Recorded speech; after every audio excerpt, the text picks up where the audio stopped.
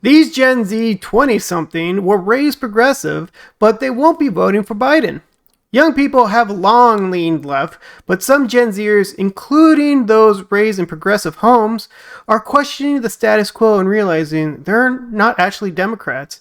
Or you could say liberal as well, right? But because young people have always been liberal, especially when you go to colleges, whatnot, it's like, hey man, let's have all this cool stuff. You know, we're such a rich country, but then they don't realize where the money's coming from. You're asking other people to pay for it, but not you, because you don't have money, right? Until you become someone who has money, or you're getting a decent pay, and you're noticing in your paycheck every 2 weeks that so much of that money is being deducted, and you go, whoa, whoa, whoa, let's pump the brakes. We have all these social programs that we are trying to figure out solutions for that we paid into, but we still have these problems. And now younger people are like, dude, why am I paying so much in taxes? And we still have all these problems. The crime's out of control. Freaking the border's open. Why do we even have border protection if they're not going to be able to enforce? Like, and you want me to pay more into that? It's crazy how things circle around. Because I believe I've been here long enough, alive rather, that there was a time where Republicans just straight didn't give a crap about people. And they were in control. And all they cared about was just making the elites more powerful. And while people were struggling day to day, going, okay, let's start voting in Democrats so we could at least have a little bit of a better life.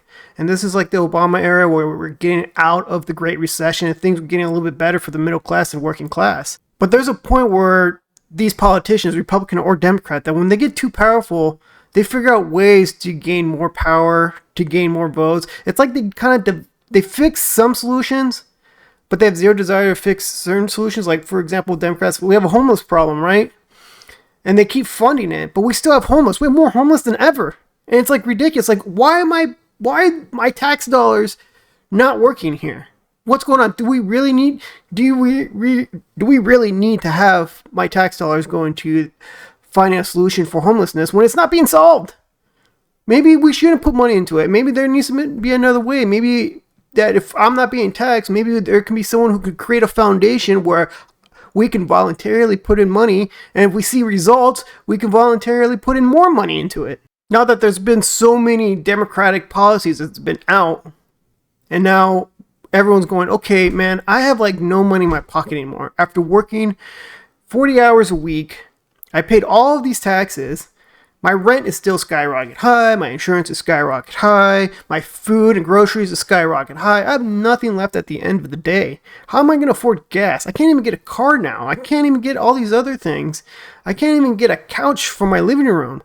So yeah, it makes sense that young people are looking at today and going, okay, that's it. We're going Republican, we're going conservative because I have less money in my pocket. We're paying into way too many social programs that are just not impactful anymore. We don't need this anymore. I want less money taken out of my paycheck every 2 weeks for taxes that don't work for anything.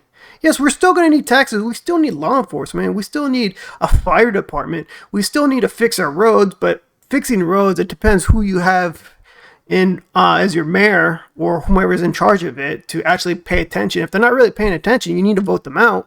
So like right now, for an example of who we need to vote out is that there is problems that the people want solved, like the border crisis, cost of living. But right now, there's always like distractions of like culture issues of like, we have an identity crisis right now. We don't know what pronouns we need to be using, or if you don't use the correct pronoun, you're a piece of crap. And it's like this distraction, like, dude, let's fix the real problem. Stop creating problems that don't matter and getting people to argue with each other. What about the real problems? Get those fixed. Although more than half of Gen Z do not identify with a political party, more than a fifth, 21%, identifies Republican. That's actually kind of impactful for votes. Trump's 2016 victory left Becky Olivia in tears. Now she plans to vote for him. When Donald Trump won in 2016, the then 15-year-old was devastated. I spent the whole day crying my eyes out because I was so scared. I thought that hordes of KKK members were going to come and shoot me and my friends because I'm Hispanic, she recalled. This whole notion that Biden's racist, I think it's just the left or Democrats' talking points to get you scared that he's legit. Maybe he is, maybe he's not. But you know what? Unemployment for blacks were really low, and so were Hispanics.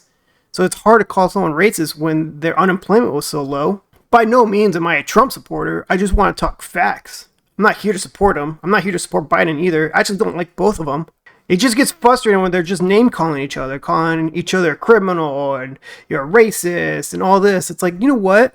This election cycle, we've had 4 years of each of these two candidates now. And people are going to compare which one was the better 4 years. And they're going to vote based on that. But now in 2024, she plans to support Trump. The whole orange man bad thing is very tired and very played out. And I think more young people are realizing that. Yeah, you're fooled. You were tricked. You're young, so I understand, right? You want to be on the side where it's good and you want to be against racists and that. But you have to understand that the people who are being called racist typically are not racist. They're just being called that because one person who's against them is trying to label them. They don't care what the labels are. They don't care that they're not true. They just want people to be against them for their own personal agenda. And this is a bad thing with politics, and it drives me crazy. And both sides do this. Again, I'm not favoring one or the other. Both sides do this. Since the pandemic, Olivia has done a complete political 180, joining the New York Young Republicans Club and getting involved in local politics. She presently works in communications for Republican New York City Council member Inia Vernikov. I think I'm pronouncing that wrong. But anyway, this is very common that when young people start off liberal and they go conservative when they're older, especially when they become more successful. Because when you become more successful and you look at your check and go, holy crap, my taxes are so high and we still have all of these issues. What good are these politicians take my money away? I'm going to vote Republican, so they're at least trying to cut taxes. At least most of them say that, right?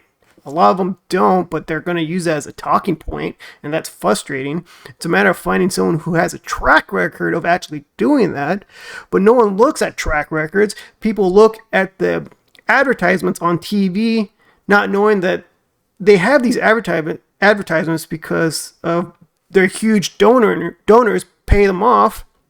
And when they get in office, they first have to return the favors from their big donors until they get to the people if they can.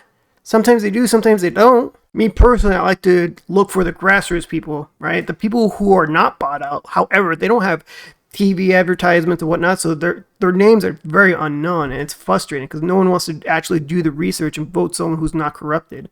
But I digress. I just woke up to the groupthink that was on the left, and I decided I could no longer subscribe to the chick mentality on following whatever the current thing is.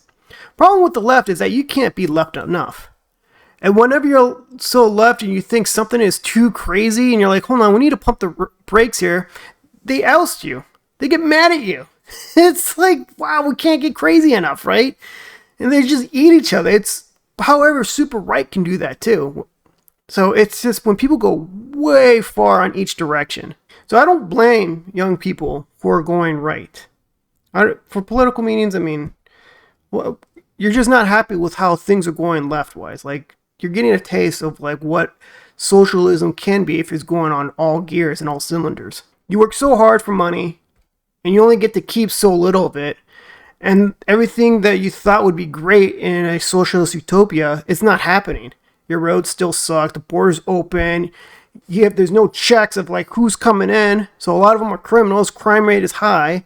You know, of course the media is trying to deny it, especially left media. And you thought like voting for the left was going to be great. But then like after 4 years, you're like, dude, my rent is out of control. My food price is out of control. Like everything, I can't move up. So yeah, people are going, you know what? We tried the left. Let's go right. Let's see how this works out. Because apparently when Trump was in office, everyone was better compared to what Biden is doing right now. And he had 4 years of this and Trump had 4 years, right? So Trump apparently is doing better. I tend to agree with that. I'm not trying to side with anyone, but if I were to compare 4 years of Trump, 4 years of Biden, 4 years of Trump was better. And a lot of people are going to think, you know what, I can't do another 4 years of Biden. I'd rather do another 4 years of Trump. Let me read some comments now. But Jenny McCoy Golan said, glad these kids are thinking for themselves and not sheeple. My son is Gen Z and voted for Trump too. I did something right. Maybe, unless you're trying to convince your children of your ways and not letting them critically think. But maybe they did critically think. And you probably taught them how to critically think. Think for yourself, not what the media is telling you how and who you should vote for. The Nighthawk says they all lean left because teachers are unionized and unions vote Democrat. These kids have been brainwashed since kindergarten. Please note it is spelled just like it should be pronounced, not kindergarten. Okay. No, I mean, there's something to be said about unions because it started out with a good notion, right? Because even as like Republicans and the factories and the corporations that have where the CEOs and the owners make way crazy money while the working class keeps losing their pensions, working harder and harder for lesser pay. And then they unionize, say, dude, we want better conditions. We want better pay. We want benefits. So there's a tug and pull to that. However, unions can get too crazy, demanding for so much, demanding greater things, unrealistic things, to the point where the company shuts down. Now everyone's unemployed. Finding that hard median is really hard because there's that tug and pull. And when the pull on each direction, the company can fail. Another thing about universities and schools is that most of the teachers lean left. Most of my school and college, I would say about 80% of the teachers made it clear that they were left or Democrat, whatever you want to call them. Definitely had some sprinkles of Republicans and conservatives, don't get me wrong. They were there. And I, as a young kid, I scuffed them off too. I'm guilty of it, because I was so liberal and we could do better. Nevertheless, it is indoctrination. We should be left. Your teacher, me, should be paid more for the following reasons, and school should be better. Dude, go to universities now and how they're screwing over college students with these price gouge tuition costs. These universities are gigantic with new skyscrapers every single year. I went to Arizona State. This was like 15 years ago, almost 20. It's totally different. They have new buildings all the time. It's like a beautiful, immaculate city in there. You walk around and it's just amazing. But guess what? They use your guaranteed loans from the government to make all this happen. It's like, okay, well, but what about the quality of education? You keep indoctrinating people to vote left because the left are going to guarantee the loans to continue this cycle to keep going. It's out of control. So yeah, it makes sense that you're going to get indoctrinated in universities because they want to keep this situation going. They want to keep these universities rich and beautiful and certain selected people where the money goes to their pockets. It's just a whole other story. All right, that's it where I'm going to leave off with this video. Some of these comments are pretty crazy for me to read. A lot of them are like weird conspiracy theories, but whatever. I mean, if you want to, I'll leave the source of this if you want to read them yourself. Pretty amusing.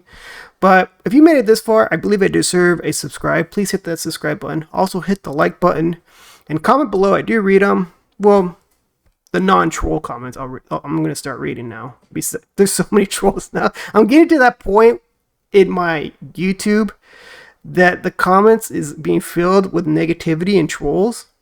However, it adds engagement to the YouTube algorithm. I'm just not going to engage in them anymore. I caught myself in one argument with a troll. I'm like, what am I doing? Anyway, until next time, everyone, have a good one. Bye.